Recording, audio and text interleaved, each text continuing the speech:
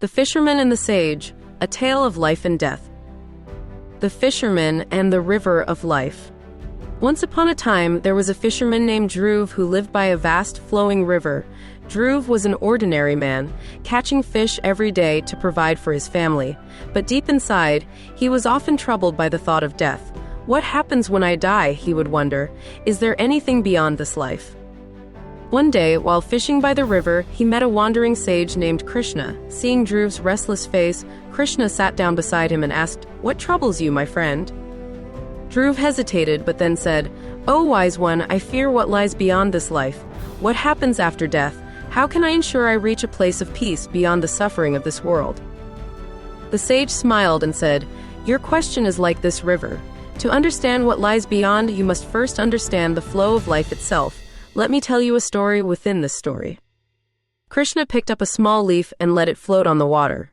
Imagine this leaf is your soul, eternal and untouched. The river, with its currents and waves, is like the material world, full of change and motion. At death, the soul leaves the body just as the leaf drifts from one part of the river to another. Where it goes depends on the winds of its actions and the direction of its thoughts. Dhruv looked at the leaf floating away and asked, "Then how can I guide this leaf to the calmest and purest waters?" Krishna explained, "At the moment of death, what you think about determines your next destination. If your mind is fixed on the imperishable divine, on me, the eternal Brahman, you will transcend the river's currents and reach the ocean of liberation. But to achieve that, you must prepare your mind while you are alive."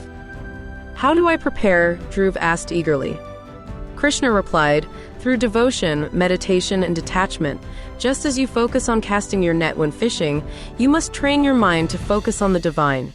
Practice remembering me in every action, whether you fish, eat, or sleep. Then, when the time of death comes, your mind will naturally flow toward me." The sage continued, "There are two paths after death. One leads to liberation, the other to rebirth. Those who meditate on the eternal light and surrender to the divine take the bright path and escape the cycle of birth and death.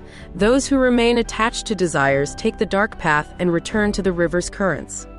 Dhruv thought deeply about this. But what if my mind wavers at the end?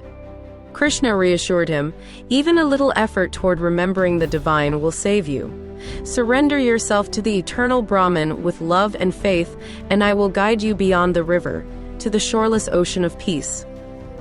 From that day on, Dhruv lived his life differently. As he fished by the river, he saw it as a symbol of life's flow. He began meditating daily, repeating the name of the divine, and offering his actions to the eternal. When his time finally came, Dhruv left his body peacefully, his mind fixed on the eternal truth, and his soul merged with the infinite.